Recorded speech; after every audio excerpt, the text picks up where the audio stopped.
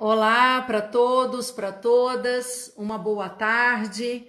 Nós vamos começar esse evento da Associação Nacional dos Magistrados da Justiça do Trabalho, a Ana Matra, e o nosso convidado de hoje é um convidado dos mais ilustres. Eu me refiro ao ministro Aloísio da Veiga, é o nosso corregedor nacional, o corregedor da Justiça do Trabalho.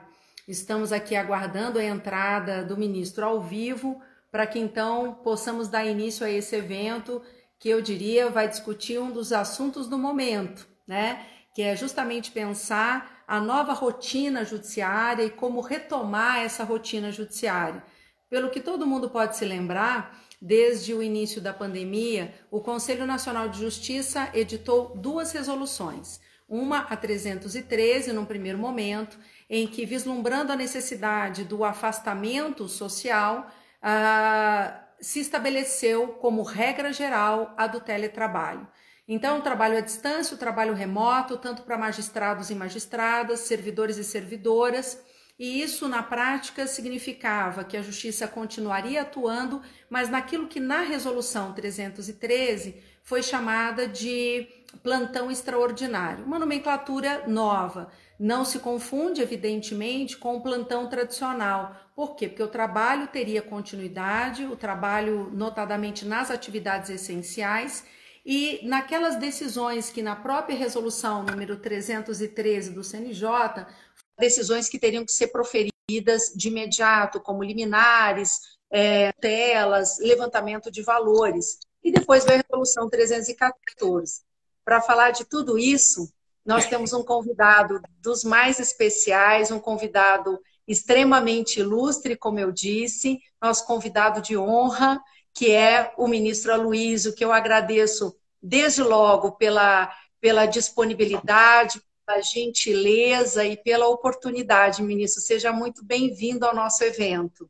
Muito obrigado, minha querida presidente, juíza Noêmia. É muito bom estar nesse momento com todos, né, para que nós possamos conversar, né, sobre esse tema, sobre a história que nós estamos vivendo, né, e como o que isso representa, o que essa mudança trouxe para nós, né, nesse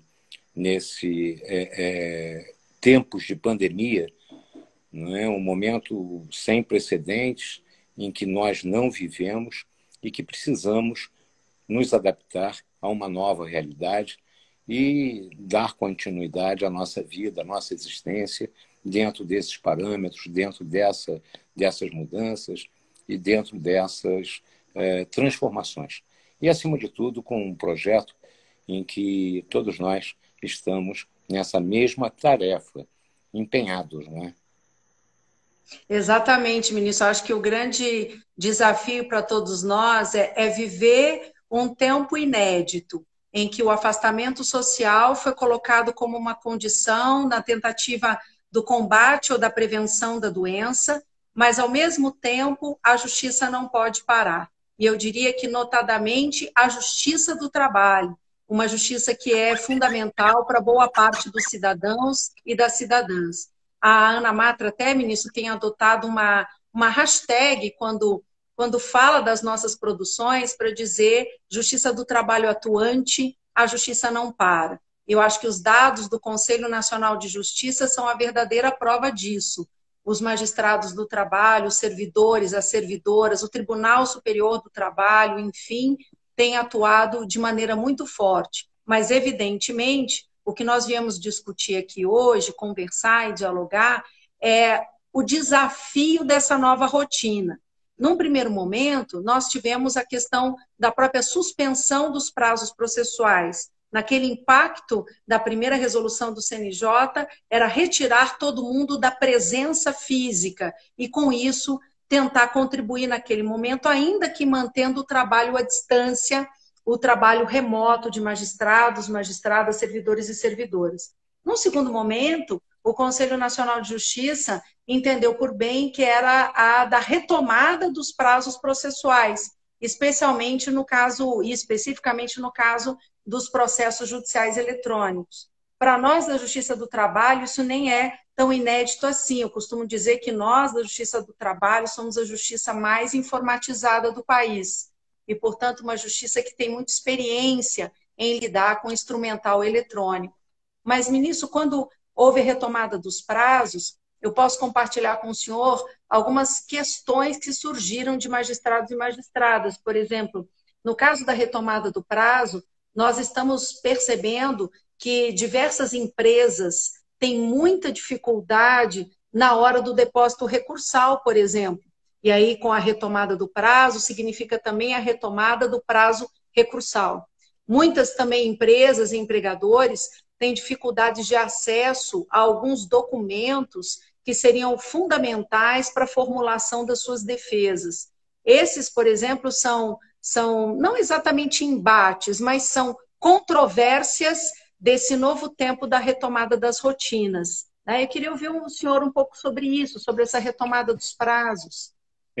Na realidade, primeiro eu cumprimento a todos que estão nos assistindo, né, juízes de todo o Brasil e aqueles que nos assistem, para dizer que exatamente são desafios que nós temos que superar e enfrentar para dar continuidade à atividade judicional.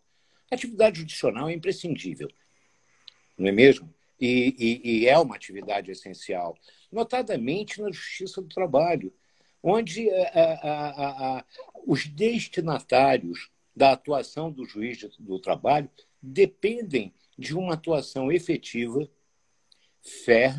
firme, segura e que possa, naturalmente, dar qualidade e dar uma resposta necessária no momento totalmente instável nas relações sociais.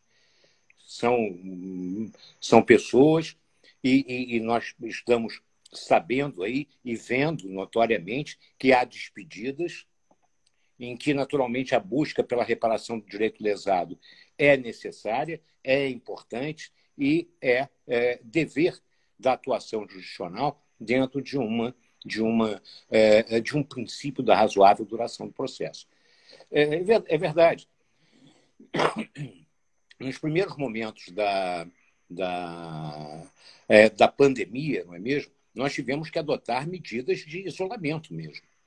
Não é? Suspendemos os prazos e tudo isso foi em conjunto com todos os tribunais superiores, CNJ, enfim, e a própria Justiça do Trabalho foi exemplar nesse sentido, de suspender para que nós pudéssemos ter uma noção do que viria e da realidade existente. E a história da pandemia e essa crise,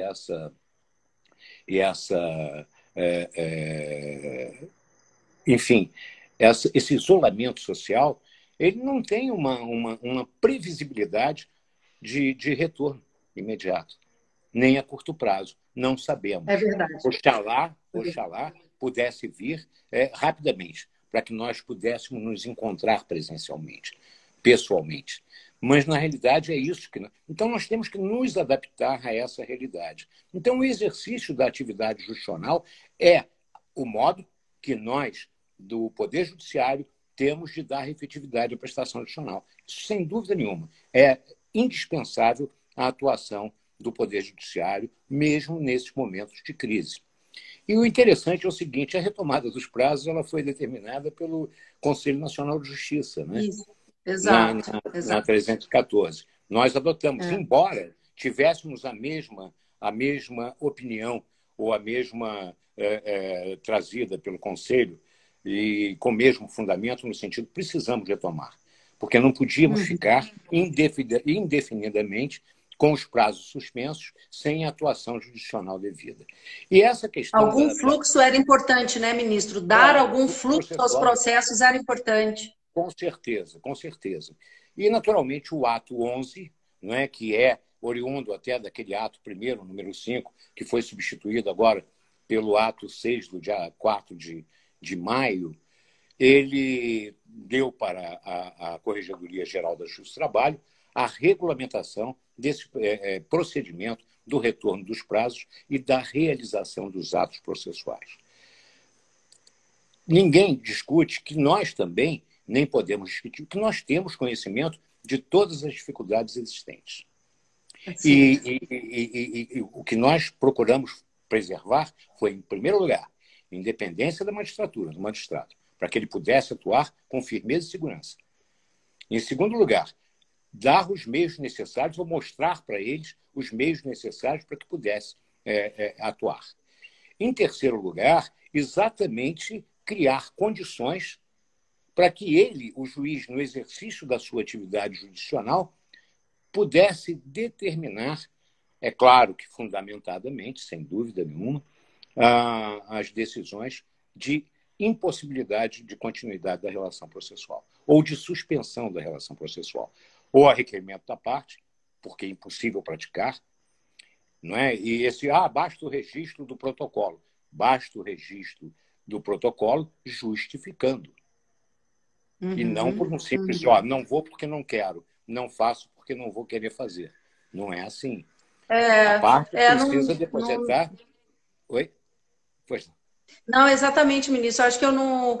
Primeiro que eu tenho que registrar isso, né? Como presidente da Associação Nacional dos Magistrados da Justiça do Trabalho, a alegria de ver essa afirmação do princípio da independência judicial pelo nosso corregedor nacional. O senhor sabe que isso dá uma segurança, dá uma tranquilidade para os magistrados ouvir isso do nosso corregedor. Isso é extremamente importante. Sem dúvida nenhuma. É claro que as decisões são sempre fundamentadas, não é? Sim. E é tal história. E a grande questão é a retomada do ato processual.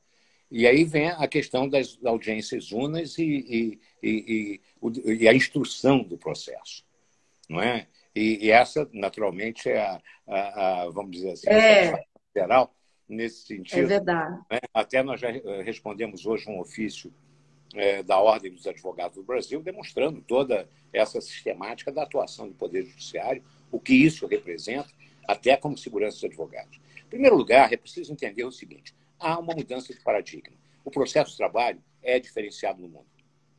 O processo do trabalho brasileiro. Nós estamos adiantadíssimos com relação ao PJE. 98% da Justiça do Trabalho está no processo judicial eletrônico. Os autos físicos representam hoje menos de 2%. Então, a realidade do processo judicial eletrônico, o mecanismo telemático para exercer a função mediante os instrumentos disponíveis, já existe desde 2011. Então, muitas vezes dizem, o advogado pode não ter os meios telemáticos para não poderá exercer a função, porque hoje já se exige mediante a utilização do processo judicial eletrônico. E com relação à estrutura, é preciso entender o seguinte: todo o ato da Corregedoria Geral da Justiça do Trabalho preservou exatamente isso. O juiz, na impossibilidade, justificar por decisão fundamentada a impossibilidade de exercer. Agora, nem por isso poderá deixar de fazer audiência. Não é mesmo? Eu Porque acho sem audiência não haverá conciliação, sem audiência não haverá decisão, sem decisão não haverá pagamento. Nós fomos tão cuidadosos com isso que temporariamente, extraordinariamente, nós cuidamos de levar para o Código de Processo Civil no 335 a possibilidade de receber a defesa por escrito. E que foi uma medida excelente, exato, porque alguns colegas já debatiam isso, a possibilidade de receber a defesa nos autos sem a necessidade da audiência. E eu acho que esse ato judicial passou a ficar mais seguro em razão da previsão. Claro, ele recebe a defesa com os documentos, garante o devido processo legal, abrindo vistas à parte contrária para se manifestar, e as partes requererem os meios de prova pertinentes que deverão ser produzidas. E aí o juiz decidirá num saneamento se são necessários aqueles meios de prova ou se poderá encerrar o processo no estado em que se encontra. Isso é, sem dúvida nenhuma, dentro de todas as garantias do devido processo legal. E a outra questão é a instrução processual com comitiva de testemunhas. Sim, Né? a colheita da prova oral, exato. Claro, A segurança para essa colheita. não é uma invenção. Nós já utilizamos, e quantas vezes antes da pandemia se ouvia testemunhas por videoconferência, fora do Brasil, não é? E, enfim, o próprio Conselho Nacional de Justiça, eu fiz muitas instruções lá, não é, de processos, e processos sérios, em que a oitiva das testemunhas era por videoconferência.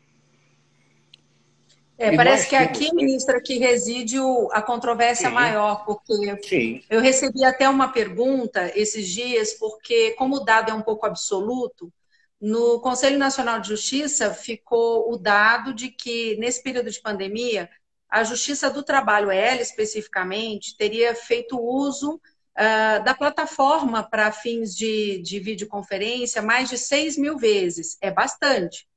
E aí me perguntaram, essas 6.000 vezes foram utilizadas pelos magistrados e magistradas do trabalho para qual finalidade? E, de fato, fazendo uma apuração que não é total, a gente percebe que os juízes fizeram uso disso, em especial para audiências de conciliação. Nós fizemos muitas audiências de conciliação nesse período, né? Inclusive conciliações pré-processuais, as sessões de julgamento em tribunais, em turmas, etc.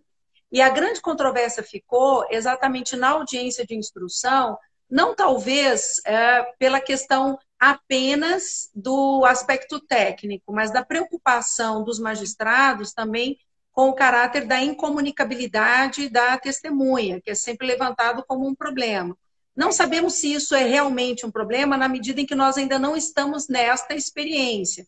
E talvez o magistrado vá precisar analisar em alguns casos de maior ou menor complexidade quanto disso pode contaminar a produção da prova oral e eventualmente tornar o ato processual controverso, né? Olha, na realidade, aí o que há é dificuldade e não impossibilidade. Pode haver uma Isso, dificuldade, dificuldade. nós temos que enfrentar essa dificuldade, mas nem por isso deixa de ser factível. A plataforma disponibilizada pela portaria 61 do CNJ, ela admite que as pessoas ingressem na sala e fiquem comunicáveis. Isso, admite.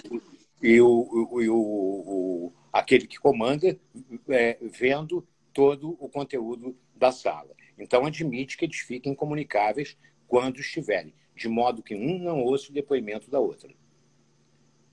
E a outra questão é exatamente o seguinte: o que dizem é a questão da qualidade da prova, da independência para poder colher a prova, da preocupação com as testemunhas que podem estar mentindo, instruídas ou coisas que tais. Nada disso desnatura o processo. Na medida em que o juiz, o grande conflito do juiz a vida inteira, e eu posso dizer isso com uma tranquilidade absoluta, porque estou nessa... Aliás, eu sou um juiz do século passado que insiste nesse século a continuar, não é, na atividade jurisdicional, não é mesmo? Mas eu tenho... vou fazer 40 anos de magistrado, né? Comecei como juiz substituto, juiz titular, fui desembargador no Tribunal do Rio de Janeiro, né? Fui presidente da Amatra do Rio, que muito me honrou, né? E hoje estou no Tribunal Superior do Trabalho. Sempre foi a angústia do juiz ouvir testemunha. Exatamente. Sim. Porque quer presencialmente, quer virtualmente por videoconferência, a angústia é a mesma. É o juiz obter a verdade da testemunha. Isso sempre foi um problema. Que não é uma coisa fácil. Que não é uma coisa fácil. Testemunhas instruídas foram instruídas, né, quando os julgamentos eram presenciais, não é mesmo? As famosas chamadas... Nessa retomada de rotina, até, ministro, a gente ouve de tudo, né? Porque, por exemplo, lá no comitê do CNJ, quando eu vejo outras representações falando das audiências, às vezes eu preciso até lembrar o seguinte, falei, olha, na Justiça do Trabalho é importante que a gente lembre, essa é uma justiça que faz muitas audiências. Sim, na Justiça comum existem audiências? Existem, claro, evidentemente. Mas a audiência, quer dizer, a participação do juiz, o feeling do juiz, né? Quer dizer, algo que ele experiencia, olhando e vivendo a audiência, é a nossa rotina, é a nossa Sim, grande sim. realidade. A audiência no processo de trabalho é habitual, é o comum, não é? É o ordinário. É o A ordinário, audiência exatamente. nos outros ramos do Poder Judiciário é excepcional, não é Exato. mesmo? Então, quando se É, fala no CNJ assim, não, mas aí a audiência, veja bem, aí eu sempre preciso lembrar, olha, na justiça do trabalho, para nós, não é uma questão menor. Para sim, a nós, às audiência. vezes, é a alma do processo, porque a importância da magistratura da instância ordinária, isto é, do primeiro grau e do segundo grau, é justamente a sua capacidade de empreender a melhor narrativa sobre os fatos no processo. Porque é essa narrativa dos fatos é que será considerada pelas instâncias extraordinárias se a tanto chegar o processo. E empreender Claro. essa narrativa dos fatos depende muito da possibilidade da condução da instrução do processo e das audiências da melhor maneira. Olha, Né? a importância do primeiro grau na instrução do processo é fundamental, porque é daí que haverá todo o pronunciamento judicial nas diversas instâncias percorridas, até pela questão constitucional que daí poderá advir. Então, a instrução processual é fundamental. E o juiz, não é, na sua prudência e arbítrio, ele tem naturalmente como detectar a instrução processual e a prova que está sendo produzida. E ele exercerá e exercitará o poder de polícia das audiências, sem dúvida nenhuma. E Ministro, isso só sabe que também chegou uma dúvida, eu fiquei pensando sobre isso sem ter muita convicção. Qual foi a dúvida que chegou? Evidentemente, os processos judiciais, eles são transparentes, as audiências são públicas, ressalvadas aquelas hipóteses legais muito restritas de segredo de justiça, né? Mas uma coisa é a publicidade do processo, né? A outra é, digamos assim, a devassa pública do processo. Por que eu estou dizendo isso? Porque chegou exatamente uma dúvida relacionada ao fato de se permitir ou não se permitir que essas audiências com oitivas de testemunhas, de partes, ficassem disponíveis ou pudessem ser assistidas de um YouTube da vida, por exemplo, né? Que aí fica numa linha tênue entre o que é a publicidade do processo do que é uma verdadeira devassa pública daquelas pessoas. Então, o que o senhor pensa sobre isso? O senhor tem alguma reflexão sobre essa linha tênue entre publicidade, uma própria é a, publicização do mundo da vida? a publicidade dos atos processuais praticados está sendo garantida em todos esses atos, não é mesmo? Tanto que Sim.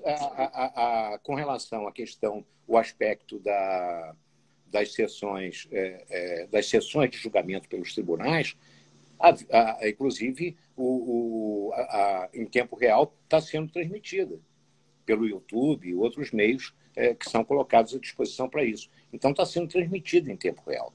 Nas audiências, os terceiros interessados, eles terão acesso mediante convite. Eles terão que se... Agora dizer, mas é preciso se inscrever? Claro, para receber o convite para ingressar.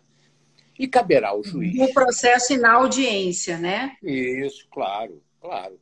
Agora, cabe ao juiz, no seu prudente arbítrio, não é? Desde que também fundamente, definir aqueles que, para não virar uma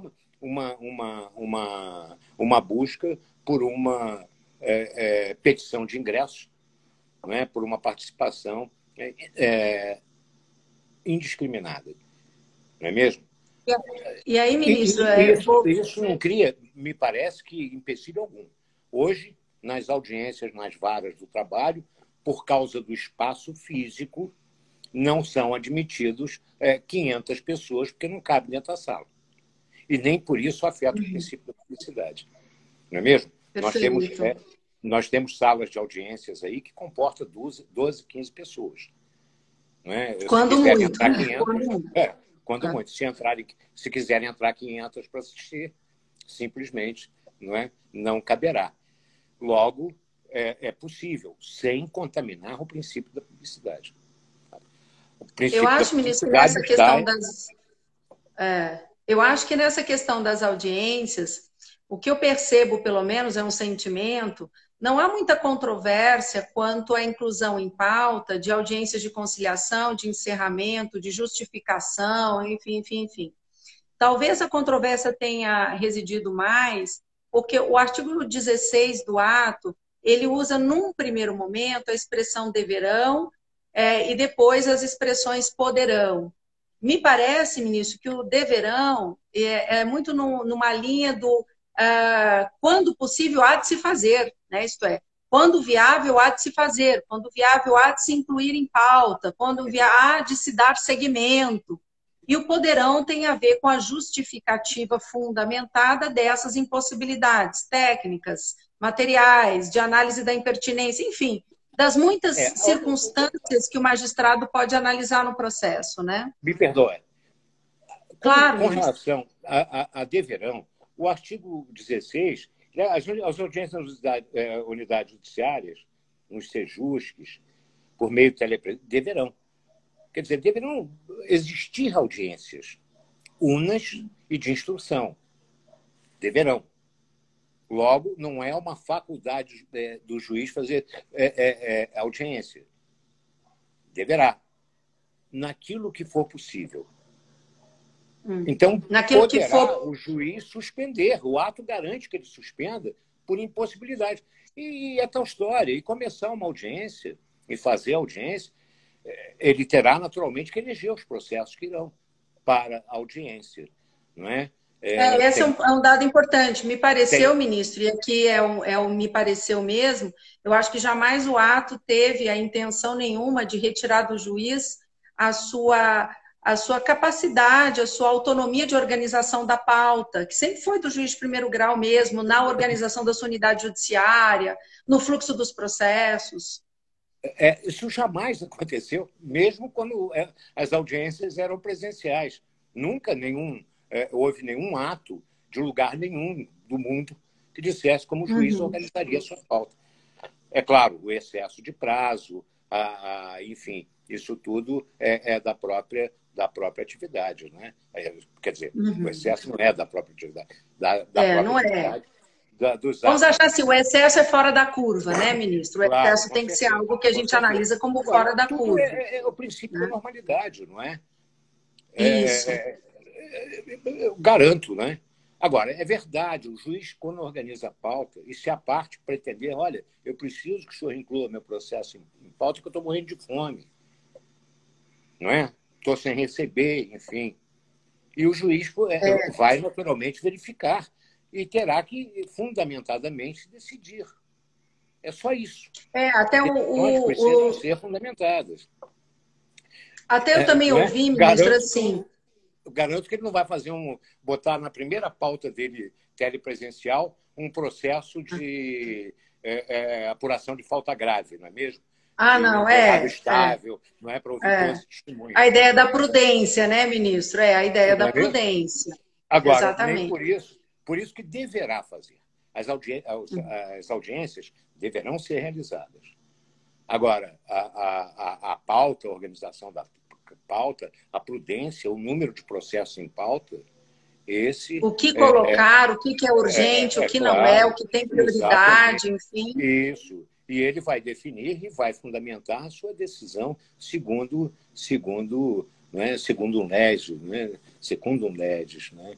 No sentido de, olha, eu vou decidir montar minha pauta e defino aqui, não é mesmo? Mas fundamentadamente. Por isso que no artigo 93.9, nesse momento, está muito mais... a Constituição Federal, sim. Exatamente. Porque, na realidade... Oi? Pois não? Não, claro, pode terminar, ministro, seu raciocínio. Porque, na realidade, a questão é exatamente essa. É preciso que essa atividade judicional, que é indispensável, né, seja realizada. Né? E aí, ministro, também surgiu uma outra questão, relacionada a prazos e audiências, que foi o seguinte: alguns colegas ponderaram que depois do advento do Código de Processo Civil de 2015, se passou a ter uma figura que no processo civil não é muito controversa, que é uma ideia de um negócio processual, quer dizer, um ajuste que as partes convencionam no processo. Só que, quando veio a nossa instrução normativa, número 39 do TST na época, né?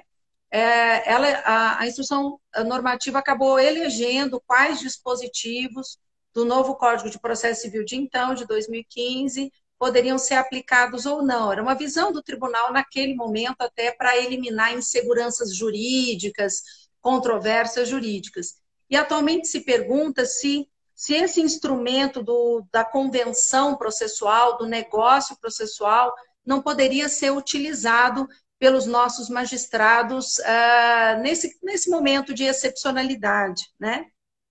Eu acho que caiu a internet, acho que sim. Ministro, o senhor me ouve? Bem, enquanto vamos tentando a reconexão do ministro, o que eu gostaria de defender com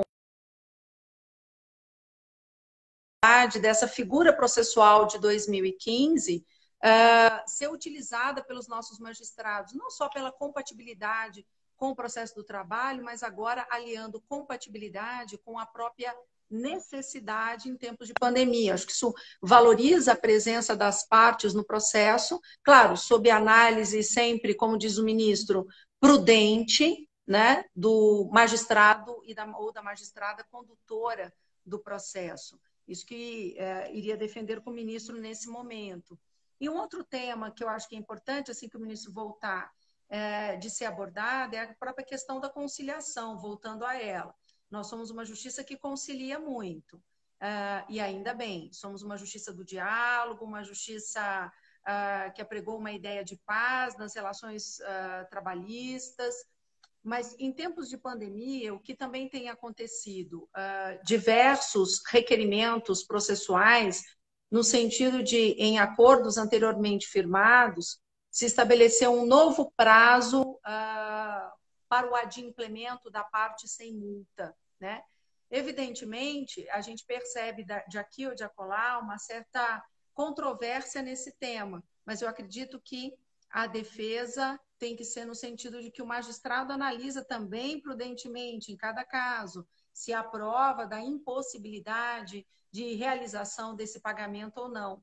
Aliás, conversava essa semana com um colega juiz aqui da 10ª Região, Antônio Humberto de Souza Júnior, professor também, conversávamos sobre esse assunto, isto é, sobre a questão do tempo, do prazo peremptório, dos prazos peremptórios, nessa nossa atual situação da normalidade marcada pela pandemia, com suspensão de prazo, retomada de prazo, mas dificuldade de realização de audiências, enfim. E aí conversava com o colega Antônio Beto que talvez em algum momento a gente pudesse ter um diálogo aqui no Instagram sobre essa matéria que eu vou chamar nesse momento de uma matéria de um debate jurídico, né? Isto é, sobre o tempo do processo, as questões de prescrição ou de adiamento dos acordos e essa consequência processual. Um outro tema que eu gostaria de abordar com o ministro, ele voltando ou não, eu acho que precisa deixar registrado, é que o próprio ato, de certa maneira, estimula a incidência da súmula número 16 do Tribunal Superior do Trabalho. Uma súmula que estava no nosso passado, uma súmula que, muito mais recentemente, ela tinha uma aplicabilidade bem mais restrita, mas que agora ela é retomada nesse momento. É claro que ela causa bastante controvérsia pela sua insegurança, em razão de se colocar quase que o atributo da parte, o ônus de demonstração da possibilidade ou não. Pessoal, se o ministro conseguiu a retomada. Deixa eu só avisar que vou convidá-lo novamente.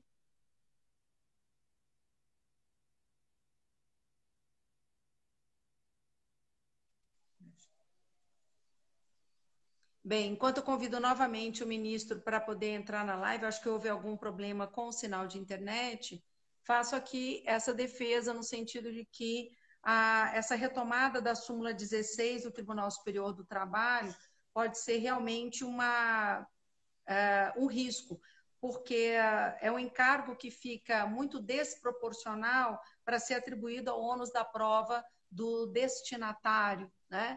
Então, o estímulo pode ser interessante, mas acredito que magistrados e magistradas vão precisar encontrar soluções para que não se traduza nesse atributo desproporcional para o destinatário da notificação, evitando-se até no futuro as nulidades processuais, as arguições de violação à ampla defesa e ao contraditório por advogados e pelas partes.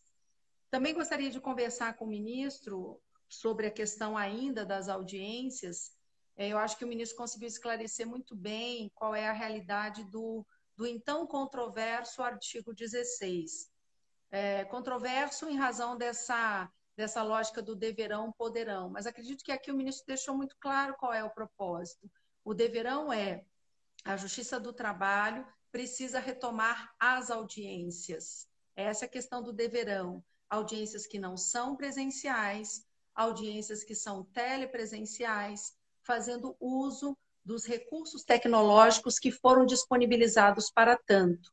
Agora, a efetiva realização, ela está no contexto do poderão, porque o juiz vai analisar em cada caso concreto a impossibilidade técnica, a impossibilidade da parte, a impossibilidade do advogado, e nada disso entre deverão e poderão atinge aquilo que é a independência do magistrado na condução do processo, na organização das suas pautas, na organização da sua unidade judiciária e, mais do que isso, na organização dos fluxos processuais pelos quais o magistrado é responsável. E, claro, é muito importante registrar que o que se tem notado, e digo isso com muita convicção, a magistratura do trabalho tem atuado muito forte durante todo esse período. Os magistrados não estão receosos no sentido de não querer fazer as audiências. O receio nada tem a ver com não querer. O receio tem a ver com esse processo de adaptação prudente de um tempo que é um tempo extravagante, de um tempo que é um tempo extraordinário e que vai exigir de todos a consideração de que nas 24 unidades da federação nós temos realidades diversas.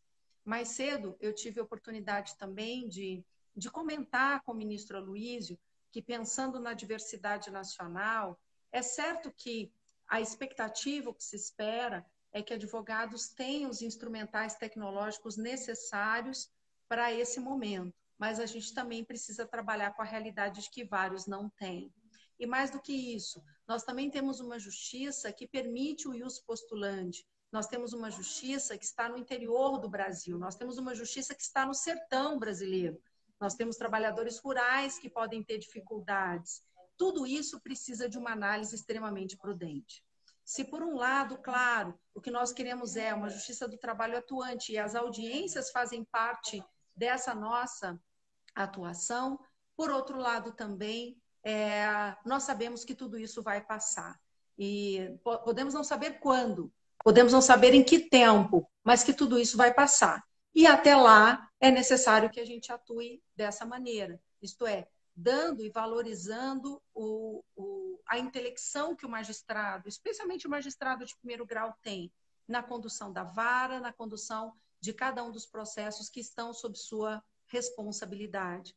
E também, claro, um outro assunto que, em tendo oportunidade, gostaria de retomar com o ministro, é que, em sendo retomados os prazos processuais, como aconteceu agora, no dia 4 de maio, essa retomada significou não só dos prazos processuais, dos processos judiciais, mas também dos processos administrativos. O que, para nós, da magistratura, é muito importante, porque isso tem diversas implicações em promoções, em movimentações da carreira, em remoções e diversas movimentações dentro dos tribunais e entre tribunais que são retomados em razão também da retomada dos prazos processuais. Esse era um assunto também que gostaria de falar com o ministro e deixar claro para ele a nossa, digamos, vou chamar ela aqui de uma ansiedade que diz respeito aos processos judiciais, mas também aquilo que impacta o dia a dia da magistratura, os processos administrativos. Acho que o ministro não está conseguindo retornar. me parece que houve uma queda de energia, segundo ele está colocando aqui, ele não consegue retornar realmente. Vou fazer uma última tentativa para que o ministro retome, mas eu acredito que a fala do ministro corregedor foi muito alentadora. E a ANAMATRA tem defendido exatamente isso, inclusive no ofício que encaminhou a Sua Excelência. Tem defendido a independência da magistratura, uma magistratura que está disposta e demonstrou isso, e demonstra isso todos os dias, a que a justiça cumpra o seu papel, mas também muito zelosa quanto à questão da segurança da prática dos atos processuais, do não prejuízo para as partes, nem para o devido processo legal, nem para a ampla defesa e também para o contraditório.